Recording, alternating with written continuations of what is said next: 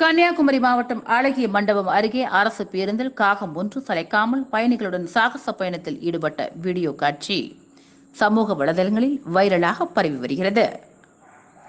கன்னியாகுமரி மாவட்டத்தில் கொரோனா 2ஆம் அலை வேகமாக பரவி வரும் நிலையில் அதை கட்டுப்படுத்த அரசு பல்வேறு கட்டுப்பாடுகளை அறிவித்துள்ளது.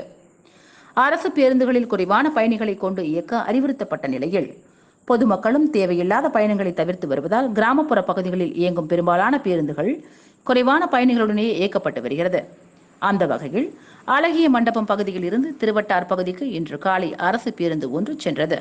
அதில் திருவட்டார் அரசு மருத்துவமனையில் பணியாற்றும் செவிலியர் மற்றும் தனியார் பள்ளியில் பணியாற்றும் ஆசிரியர் ஒருவனும் பயணம் செய்துள்ளனர்.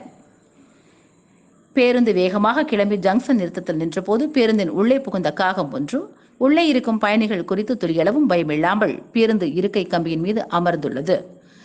மீண்டும் பேருந்து புறப்பட்ட போது அதை பொருட்படுத்தாத அந்த காகம் இருக்கை கம்பியில் இருந்து எழுந்து சென்று ஜன்னல் கம்பியில் உட்கார்ந்து பேருந்தின் வேகத்திற்கும் காற்றின் வேகத்திற்கும் ஈடு கொடுத்து சாலையை வேடிக்கை பார்த்தபடியே பயணத்தை மேற்கொண்டது. பல நிறுத்தங்களில் பேருந்து நின்று சென்ற போதும் அந்த காகம் பேருந்திலிருந்து பறந்து செல்லாமல் சுமார் 20 நிமிடத்திற்கு மேலாக தனது சாகச பயணத்தை தொடர்ந்தது.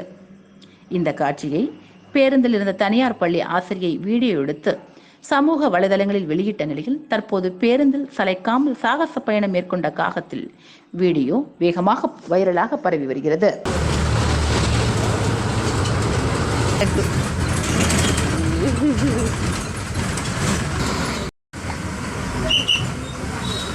സംസാരിക്കാതെ